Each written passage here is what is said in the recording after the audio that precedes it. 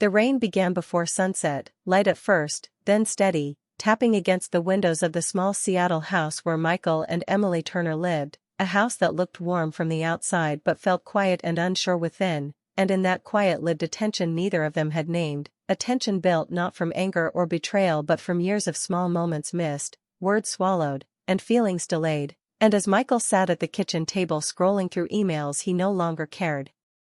about, he sensed Emily moving behind him, her footsteps soft, careful, as if noise itself might cause something fragile to break, and he remembered a time when her presence brought comfort instead of confusion, when silence between them felt peaceful instead of heavy, but tonight the silence pressed down on him, making his chest feel tight, and he noticed the clock on the wall ticking louder than usual, each second reminding him how long it had been since they truly talked, not about schedules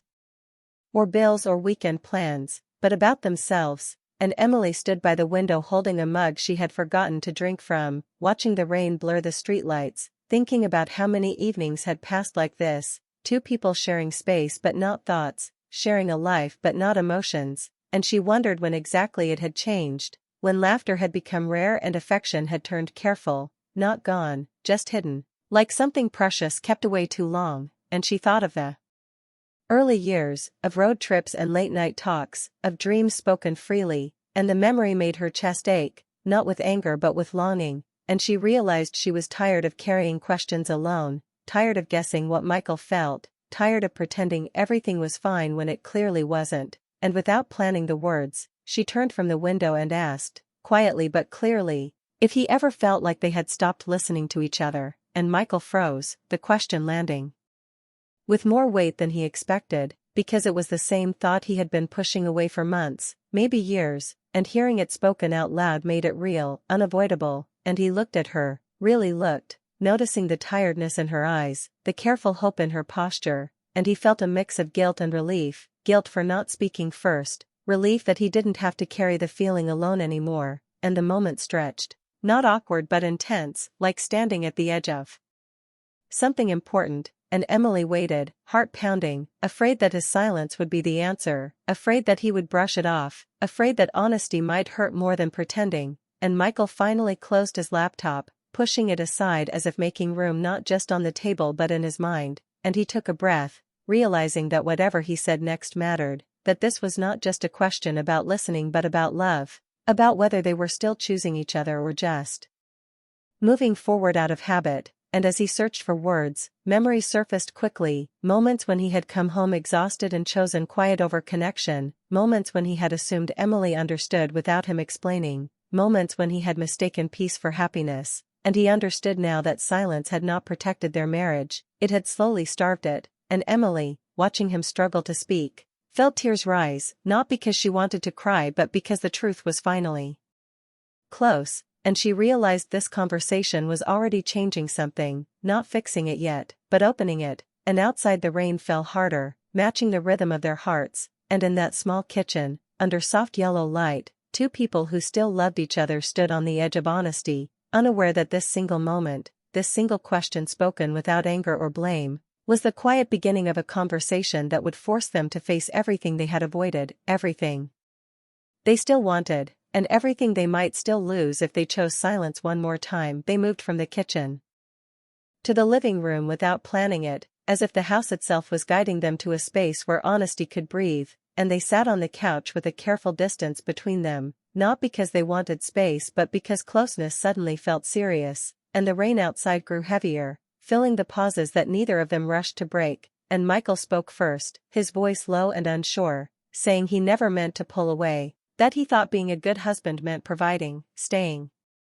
calm, not adding stress, and as he talked his words came faster, like a dam breaking, explaining how work drained him, how pressure followed him home, how silence felt easier than explaining feelings he barely understood himself, and Emily listened without interrupting, noticing how tired he sounded, not defensive but exposed, and when he stopped she took a breath and told him how that silence had felt on her side. How every quiet evening made her feel less important, how she began to question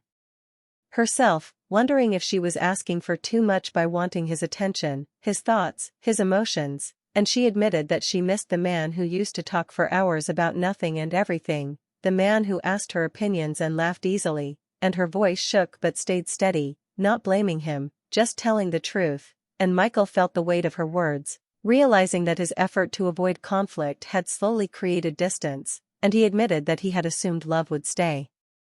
strong on its own, that marriage didn't need daily care the way it once did, and Emily gently said that love wasn't fading, but it was being neglected, like a plant still alive but struggling for light, and the honesty between them grew, each sentence pulling another truth into the open, and Emily confessed that she had started feeling lonely even while sitting next to him, that sometimes she wondered what it would be like to feel deeply understood again, and she quickly added that she hadn't crossed any lines, but the thought itself scared her, because it meant something important was missing, and Michael didn't react with anger, only sadness, because he recognized the gap she described, a gap he had helped create, and he told her about his own loneliness, about how he felt pressure to be strong all the time, how he didn't know how to ask for comfort without feeling weak, and for the first time in years they saw each other not as roles, husband and wife, but as two flawed people trying to survive adult life without losing themselves, and the air felt heavy but clean, like after a storm clears, and Emily reached for a cushion, hugging it close as she admitted she was afraid that opening these feelings would lead to a place they couldn't come back from, and Michael nodded, sharing the same fear, because honesty meant facing the possibility that love alone might not be enough, and yet neither of them wanted to stop talking, because stopping would mean returning to silence, and silence now felt like the real danger, and the conversation moved quickly, touching on missed anniversaries, forgotten promises, evenings spent on phones instead of faces, but they didn't stay long on any one moment, choosing understanding over keeping score, and at one point Michael reached for Emily's hand, unsure if she would accept it, and she hesitated just a second before holding on, and that hesitation hurt him more than anger would have, because it showed how fragile their connection had become, but it also showed that it wasn't gone, and they sat like that, hands joined, speaking softly, learning how to listen again, and Emily finally said that she didn't want a perfect marriage, just a present one, and Michael promised to try, knowing that trying meant changing habits, not just words, and the rain slowly eased outside as the night grew deeper, and when they finally fell quiet it wasn't the old silence filled with distance, but a new one filled with thought, reflection, and uncertainty, and both of them knew this conversation was not an ending or a solution, but a door opening to something difficult and necessary, and as they sat together in the dim light, neither pulling away, neither fully at ease, they understood that speaking the truth had shifted something between them, something fragile and powerful, and that whatever came next would demand courage they weren't sure they had, but for the first time in a long while, they were facing it together instead of alone. The days after that night moved quickly but felt heavy, as if every hour carried more meaning than before, and Michael and Emily found themselves talking in short moments between work, during quiet breakfasts, and on evening walks where words came easier under open skies, and the more they talked the clearer it became that love was still there but shaped differently now, older, tired, marked by years of responsibility, and Emily finally said what had been sitting in her heart for a long time, that she still loved him deeply but feared they had grown into people who no longer fit the same future, and her honesty was calm but strong, not dramatic, just real, and Michael felt the truth of it hit him hard because he felt the same fear but had never dared to say it, and he admitted that he had changed in ways he didn't fully like, that he had let stress define him, and that he worried he had become someone who survived marriage instead of nurturing it, and instead of arguing they listened closely, asking questions, not to defend themselves but to understand, and Emily shared how she missed feeling chosen every day, how she wanted to feel important not just as a partner but as a person, and Michael confessed that he didn't know how to show love anymore without feeling awkward, as if emotional openness was a language he had forgotten how to speak, and these talks were painful but strangely grounding, like pulling splinters from a wound, and one weekend they decided to take a short trip to Vancouver, not as a romantic escape but as a pause from routine, hoping distance might bring clarity, and walking through the quiet streets near the water they talked without rushing, the city calm around them, and Emily said she was scared of staying stuck more than she was scared of change, and Michael admitted he was scared of losing her more than he was scared of facing himself, and under the grey Canadian sky Emily asked the question she had been holding back, whether they wanted to rebuild their marriage honestly or if they were only holding on because letting go felt too frightening, and the question didn't sound like a threat, it sounded like respect, and Michael felt the weight of it because there was no easy answer, and he realized rebuilding would mean effort every day, not just promises, and letting go would mean accepting failure without blame, and they stood there quietly, not touching, letting the truth settle. And Michael told her he didn't want to lose what they could still become, not the memory of what they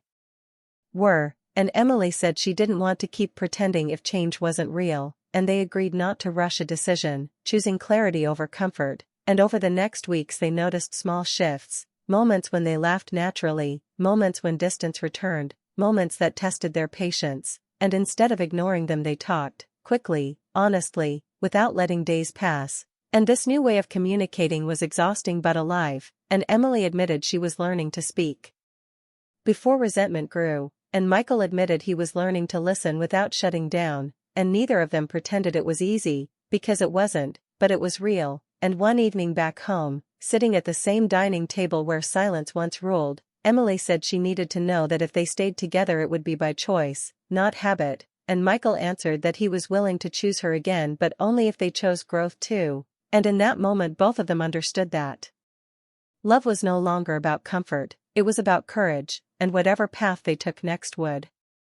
shape not just their marriage but the people they would become. And as the city outside continued its steady rhythm, Michael and Emily stood at a turning point, no longer avoiding the truth, no longer hiding behind routine, knowing that the hardest part was not falling out of love, but deciding whether they were brave enough to rebuild it honestly. They did not wake up one day suddenly healed or certain, but they chose a direction, and that choice changed the rhythm of their lives, because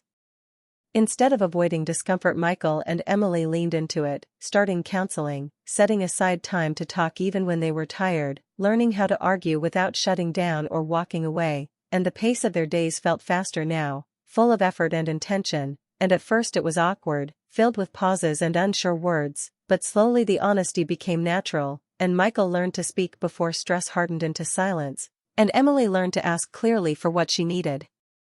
instead of hoping it would be noticed. And progress showed up in small ways, shared meals without phones, laughter returning without planning, disagreements that ended in understanding instead of distance, and there were setbacks too, moments when old habits returned, moments when doubt whispered that it would be easier to stop trying, but they faced those moments together, not as enemies but as partners rebuilding something fragile. And one evening months later Michael looked across the dinner